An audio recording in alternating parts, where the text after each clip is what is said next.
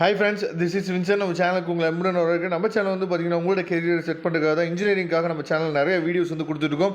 ரெகுலராக நம்ம சேனலை நீங்கள் ஃபாலோ பண்ணிங்க அப்படின்னாவே ஆன்லைன் கவுன்சிலிங் பற்றி எந்த டவுட்டும் இல்லாமல் நீங்கள் ஆன்லைன் கவுன்சிலிங் அட்டன் பண்ணுறதுக்கு நம்ம சேனல் வந்து கண்டிப்பாக உங்களுக்கு உதவும். ஓகே ஃப்ரெண்ட்ஸ், ரொம்ப ஒரு முக்கியமான வீடியோக்குள்ள வந்துருக்கிறோம். அதாவது நிறைய பசங்க நம்மள்ட்ட வந்து டவுட் கேட்டது என்னன்னு பார்த்தீங்கன்னா, சார் கம்யூனிட்டி ரேங்க் வந்து ரொம்ப முக்கியமா, இல்லை வந்து ஜென்ரல் ரேங்க் வந்து ரொம்ப முக்கியமா, அதை பற்றி தான் நம்ம என்ன பார்த்தோன்னா இந்த வீடியோவில் பேச போகிறோம். ஃபர்ஸ்ட் ஆஃப் ஆல் இப்போ நம்ம பார்க்க போகிறது வந்து பார்த்தீங்கன்னா லாஸ்ட் இயரோட ஜென்ரல் ரேங்க் லிஸ்ட்டு வந்து பார்க்க போகிறோம். அந்த ரேங்க் இதே மாதிரி தான் நமக்கு என்னாச்சு பார்த்தீங்கன்னா இந்த வருஷமும் நமக்கு ரேங்க் லிஸ்ட் வந்து கொடுப்பாங்க. சரியா? அப்போ லாஸ்ட் இயர் ரேங்க் லிஸ்ட்டில் என்னென்ன இருந்துச்சு, சரியா, எவ்வளோ பேர் வந்து 200 அவுட் ஆஃப் 200 எடுத்துருக்காங்க கட் ஆஃப், சரியா, இந்த வருஷம் நமக்கு வந்து ரேங்க் லிஸ்ட் வந்து எப்படி வரும் அப்படிங்கிறத பற்றி தெளிவாக நம்ம பார்க்கலாம். ஓகே, இப்போ நீங்கள் பார்க்குறீங்க பார்த்தீங்கன்னா இதான் வந்து லாஸ்ட் இயரோட ரேங்க் லிஸ்ட். இந்த ரேங்க் லிஸ்ட்டில் நமக்கு என்னென்ன கொடுத்துருக்காங்க அப்படிங்கிறத பாருங்கள். ஃபஸ்ட்டு இருக்கிறது வந்து பார்த்திங்கன்னா ரேங்க். அந்த ரேங்க் அப்படிங்கிறது வந்து ஃபஸ்ட்டு காலமில் இருக்குது பார்த்தீங்களா. ரேங்க் அப்படிங்கிறது வந்து பார்த்திங்கன்னா ஜென்ரல் ரேங்க். சரியா? இது வந்து ஜென்ரல் ரேங்க். அதுக்கப்புறம் அப்ளிகேஷன் நம்பர்னு சொல்லி கொடுத்துருக்காங்கல்ல, இது வந்து டிஎன்இ அப்ளிகேஷன் நம்பர், அதுக்கப்புறம் கேண்டிடேட் நேமு, அதுக்கப்புறம் டேட் ஆஃப் பர்த், அதுக்கப்புறம் அக்ரிகேட் மார்க் அப்படிங்கிறது நீங்கள் கட் ஆஃப் மார்க் எவ்வளோ எடுத்திருக்கீங்க அப்படிங்கிறது. சரியா? அதுக்கப்புறம் வந்து பார்த்திங்கன்னா கம்யூனிட்டி ரேங்க். சரியா?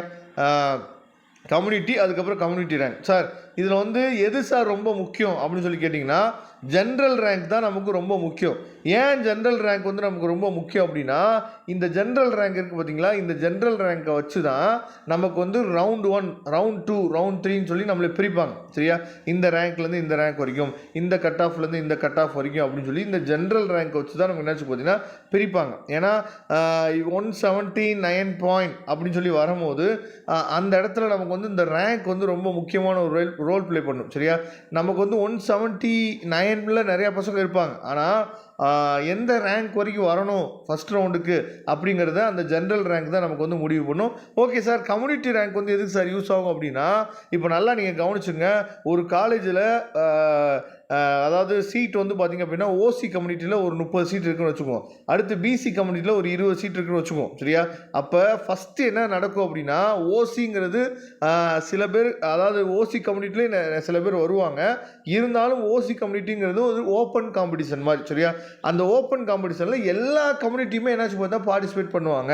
அதாவது ஓசி கம்யூனிட்டி இப்போ இங்கே இருக்குது பாருங்கள், இதில் வந்து 200 அவுட் ஆஃப் 200 எடுத்தவங்களும் ஒரு ஓசி கம்யூனிட்டியில் இருக்கவங்க இருக்காங்க. சரியா? அவங்களுக்கு வந்து கம்யூனிட்டி ரேங்கே இருக்காது. பாருங்கள், இந்த ஓசி கம்யூனிட்டி இருக்குது பார்த்தீங்களா, இவங்க பக்கத்தில் வந்து பார்த்தீங்கன்னா அவங்களுக்கு கம்யூனிட்டி ரேங்கே இருக்காது. ஏன்னா அவங்க ஓப்பன் காம்படிஷனில் வருவாங்க, அவங்களுக்கு கம்யூனிட்டி வைஸ் ரேங்க் வந்து இருக்காது. ஆனால் அந்த ஓசி கம்யூனிட்டியில் இருக்க அந்த 30 சீட் நம்ம சொன்னோம் பார்த்தீங்களா, அதுக்கு வந்து எல்லா கம்யூனிட்டியில் இருக்கவங்களுமே பார்ட்டிசிபேட் பண்ணுவாங்க. சரியா? அப்போ அந்த இடத்துல என்ன ஆகும்னு சொல்லி பார்த்தீங்கன்னா, ஃபஸ்ட்டு சீட் வந்து ஃபில் ஆகிறப்ப ஒரு காலேஜில் இருக்கக்கூடிய ஓசி கம்யூனிட்டி தான் நமக்கு வந்து சீட் வந்து ஃபில் ஆகும். சரியா? அதாவது நீங்கள் பிசியாக இருந்தாலும் சரி, எம்பிசியாக இருந்தாலும் சரி, எஸ்சியாக இருந்தாலும் சரி, நீங்கள் அதிக மார்க் நீங்கள் வந்து ஸ்கோர் பண்ணிட்டீங்க அப்படின்னா அந்த காலேஜில் உங்களுக்கு வந்து ஓசி கம்யூனிட்டிலாம் ஃபஸ்ட்டு ஃபில் ஆகும். அதுக்கப்புறம் தான் பிசி கம்யூனிட்டிக்கே வருவாங்க. அப்போ இந்த 30 பேர்த்தில் யாரெல்லாம் அதிக மார்க் வந்து எடுக்கிறாங்க, அந்த 30 இடத்துக்கு யாரெல்லாம் சாய்ஸ் ஃபில்லிங்கில் வந்து அதிக மார்க் கொடுத்துருக்காங்களோ அவங்க பிசியாக இருந்தாலும் சரி அது ஓசி கம்யூனிட்டியில் தான் அலாட் ஆகும். இதை நீங்கள் தெளிவாக நீங்கள் புரிஞ்சுக்கணும். அப்போ ஓசிங்கிறது ஒரு அதாவது ஓப்பன் காம்படிஷன் மாதிரி. அதுக்கப்புறம் அந்த ஓசியெல்லாம் ஃபில் ஆன பின்னாடி தான் பிசி கம்யூனிட்டிக்கு வருவாங்க. அப்போ கம்யூனிட்டி ரேங்க் வந்து எதுக்கு முக்கியம் அப்படின்னு சொல்லி பார்த்தீங்கன்னா, நம்மளோட சீட் அலோகேட் பண்ணுறாங்க பார்த்தீங்களா, அதுக்கு வந்து கம்யூனிட்டி ரேங்க் வந்து ரொம்ப முக்கியம். இப்போ லாஸ்ட் இயர் வந்து நம்ம பார்க்கும்போது 200 அவுட் ஆஃப் 200 கட் ஆஃப் வந்து எவ்வளோ பேர் எடுத்துருக்காங்க அப்படிங்கிறத பாருங்கள். லாஸ்ட் இயர் நமக்கு வந்து 200 அவுட் ஆஃப் 200 கட் ஆஃப் வந்து மொத்தம் 65 பேர் நினச்சி பார்த்தா எடுத்திருக்காங்க. சரியா? 200 அவுட் ஆஃப் 200 கட் ஆஃப் வந்து மொத்தம் 65 பேர் லாஸ்ட் இயர் வந்து எடுத்திருக்காங்க. அதே மாதிரி 199.5, சரியா, 199.5. அதுக்கப்புறம் வந்து பார்த்தீங்கன்னா இந்த 200 அவுட் ஆஃப் 200, இந்த 199.5 தான் லாஸ்ட் இயர் வந்து நிறையா பசங்க இருந்தாங்க. சரியா? மொத்தமாக சேர்த்து வந்து பார்த்தீங்கன்னா 209 பேர் என்னாச்சு பார்த்தீங்கன்னா அந்த 200 199.5. சரியா? அதே மாதிரி 199 இந்த எதுக்காக இதை சொல்ல வரேன் அப்படின்னு சொல்லி பார்த்தீங்கன்னா, நமக்கு தெரியும் டாப் காலேஜஸ்ன்னு நம்ம சொல்கிறோம். சரியா? நம்ம எல்லா பேர்த்துக்குமே ஒரு ஆசை என்ன இருக்குன்னு சொல்லி பார்த்தீங்கன்னா, நான் வந்து அண்ணா யூனிவர்சிட்டி சிஇஜி கேம்பஸில் படிக்கணும், இல்லை வந்து பார்த்தீங்கன்னா நான் வந்து பிஎஸ்டியில் படிக்கணும், நான் வந்து எஸ்எஸ்என்னில் படிக்கணும் அப்படின்னு சொல்லி, அது முக்கியமாக கம்ப்யூட்டர் சயின்ஸ் எடுக்கணும் அப்படின்னு சொல்லி நம்ம நினைப்போம். இப்போ 199 எபோவோ எவ்வளோ பேர் இருக்காங்கன்னா 386 பேர் இருக்காங்க. சரியா? அப்போ எல்லா காலேஜஸ்லேயுமே நீங்கள் வந்து பார்த்தீங்கன்னா, இப்போ அண்ணா யூனிவர்சிட்டியில் எடுத்துட்டோம் அப்படின்னா, அண்ணா யூனிவர்சிட்டியில் எஸ்எஸ்ல 60 சீட் இருக்குது, கம்ப்யூட்டர் சயின்ஸு ஜென்ரலில் 60 சீட் இருக்குது, மொத்தம் 120 சீட் ஆச்சு. சரியா?